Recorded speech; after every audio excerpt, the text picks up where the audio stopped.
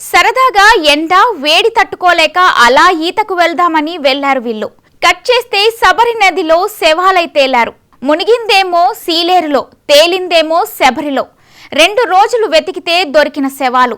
చేతికి అంది వచ్చిన పిల్లలు తమని చూసుకుంటారు జీవితకాలం అనుకుంటున్నారు ఆ తల్లిదండ్రులు. కానీ ఆ బిడ్డలకే అంత్యక్రియలు చేయాల్సి వస్తుంది అనుకోలేదు.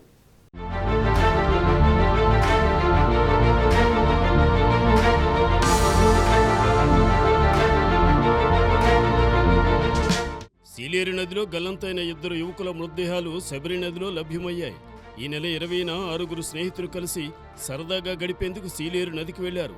వీరంతా స్నానాలకు దిగ్గా వీరిలో సుగ్రియ శ్రీను, నాగుల దిలీప్ కుమార్ కొట్టుకుపోయి గల్లంతయ్యారు.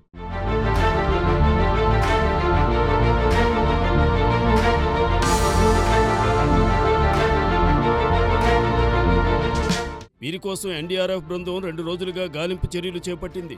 సీలేరు నుంచి శబరి నదిలోకి 2 మృతదేహాలు కొట్టుకువచ్చాయన్న సమాచారంతో పోలీసులు, జాతీయ విపత్తు సహాయక బృందం అప్రమత్తమయ్యారు. దీంతో వారు ఆ ప్రాంతానికి వెళ్లి గాలించారు.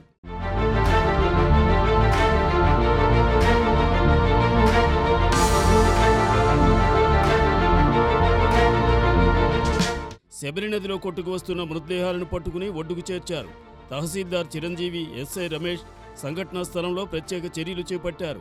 యువకుల మృతదేహాలను నదిలో నుంచి ఒడ్డుకు తీసుకొచ్చిన తరువాత మృతుల కుటుంబాల రోదనలో ఆ ప్రాంతమంతా మిన్నంటాయి.